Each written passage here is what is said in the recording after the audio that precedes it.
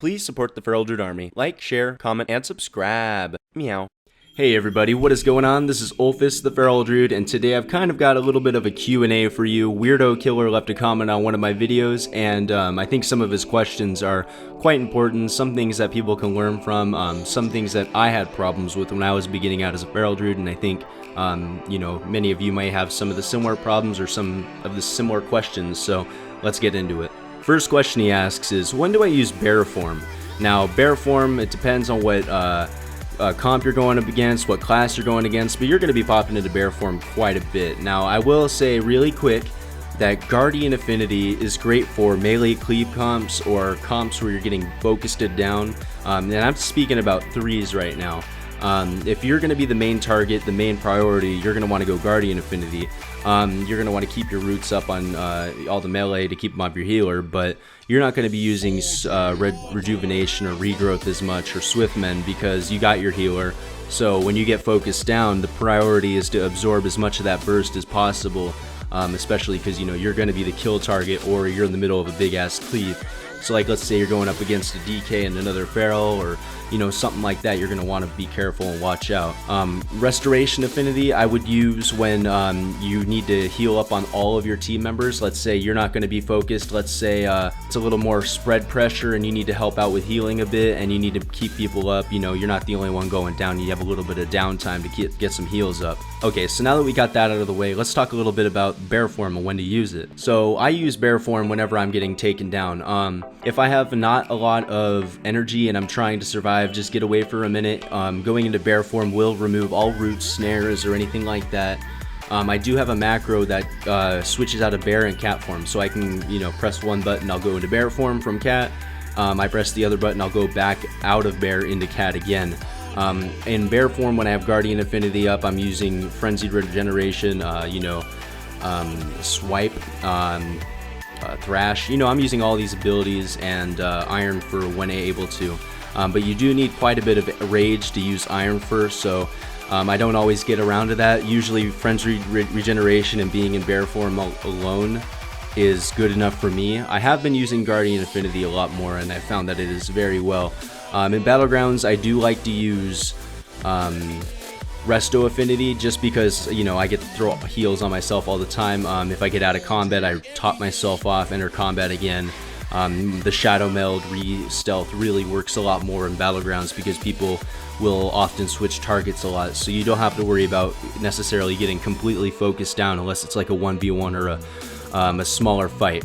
In 2v2s, you want to really use bear form if you're getting focused. Like I said, in 2v2s especially, it's about surviving. If you can kill one of their opponents, one of your opponents before they can kill one of your teammates or yourself, then, you know, the match is going to go in your favor. So surviving and keeping yourself up.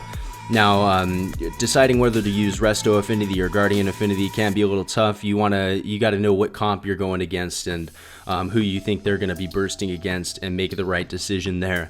That will come with practice, that will come with time, and that will come with, you know, getting used to each comp. Especially when you're higher rated, you're going to see more and more of the same comps and same play styles, so it'll get a lot easier for you. So that's really good. Basically, I just go into bear form to avoid burst and to absorb as much damage as I can. I go into bear form to get out of roots and snares to run away. I go into bear form if I want to, you know, one thing I also do is I go in bear form and wild charge somebody. So let's say I'm getting focused down. I can go into bear form and I see an opponent maybe 15 yards away, just in range of my wild charge. I'll wild charge in bear form and maybe throw roots up on whoever's fighting me. So that gets me away from whoever's focusing me, and it gets me regenerating, so it's really good. Another thing that he mentioned is that he was wondering about building combo points for self heals, and he was saying that he mentioned that might be the best survivability because, you know, free healing touches are great. Now that's always the best. I mean, healing touches, whenever you get them, whenever you're not rooting, it is important to use these on yourself and your teammates, especially if you do have a healer. It can be helpful in a lot of the focusing and pressure that you're getting. But bear form, there's no replacement for bear form in the damage that it absorbs.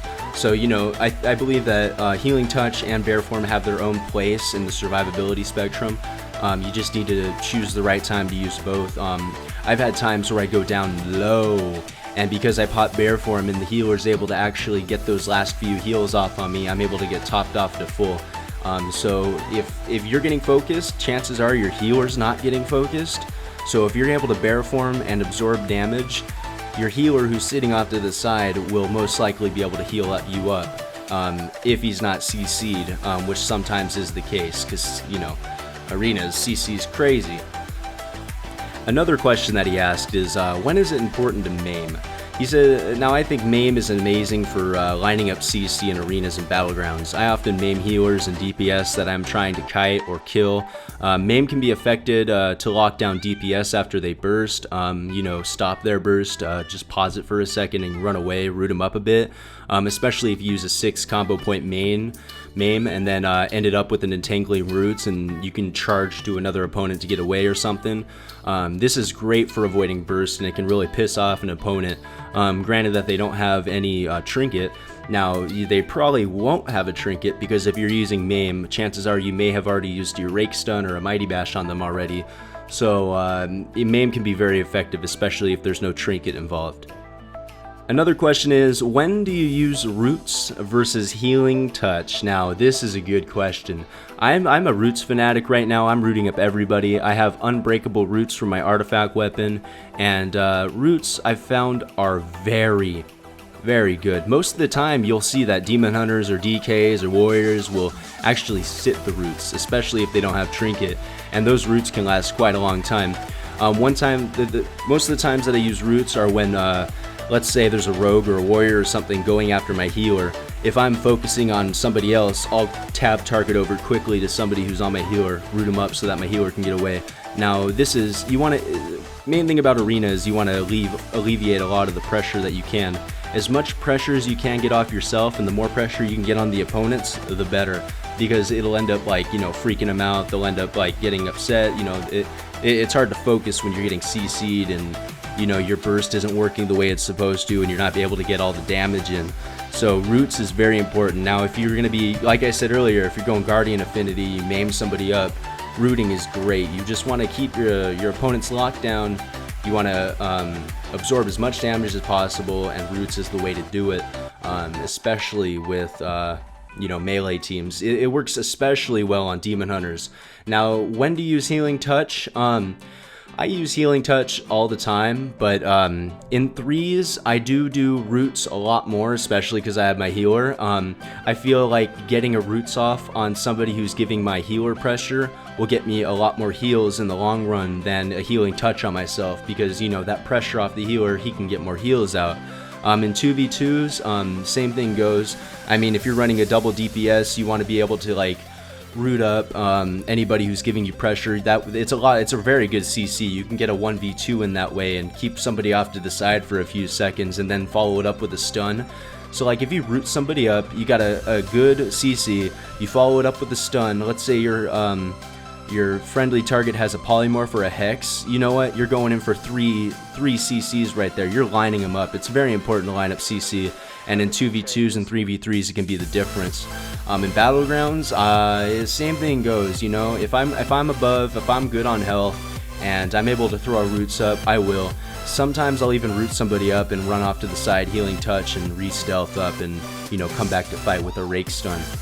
And then he asks, what do I do when an enemy team has a stealthy? He says that he's having trouble with this and oftentimes goes too early or too late. CC plays a big role in this. You really do want to get the opener in most cases, if you're able to, but it's not always crucial for victory. If your partner is doing fine, find the other stealthy. Granted that there's only one stealthy and, you know, your partner and their partner is duking it out, you know. You find the other stealthy. If he opens on your partner, you want to rake stun. So if the stealthy comes out, especially a feral, if a feral opens up on your partner, you want to rake stun as soon as possible. That way you can stop their their bleeds right in their track and stop them from getting a really good opener on your partner, especially because that's when their best bleeds sometimes come on. Now if a rogue cheap shots you or a feral rakes you, listen to this, do not trinket the cheap shot or the rake, because most times they will follow up with a kidney shot or a mighty bash, depending on what's going on, what they want to do. So if you trinket their rake or their mighty bash, that gives them a free stun on you to just pound on you while you sit there. You cannot get out of that second stun. And the rake and cheap shot are usually them building up for their burst, because the burst doesn't come right away, so you can sit that for a minute, and then as soon as the second stun comes in, you can get out and like really avoid some big damage.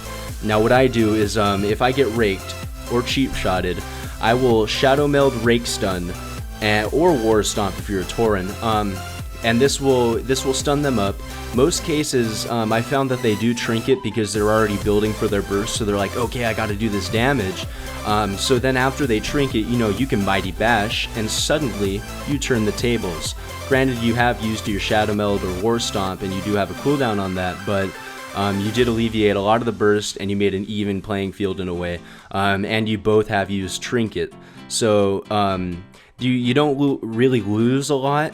You both are in about the same place, you both have your openers up, but you have the upper hand because you're coming at them strong and you're ending the opener. And another thing that I like to do, if it's a rogue, and after they after I do my opener, my mighty bash, I'll often end it with an entangling roots, and then I'll switch to the other person and, you know, get my bleeds up on the other target. So if it's a 2v2, I'll move to the other guy. If it's a 3v3, I'll move on to the other two guys, and I'll come around like a circle, bleeding up, bleeding up, bleeding up. And, you know, the rest is, it goes from there.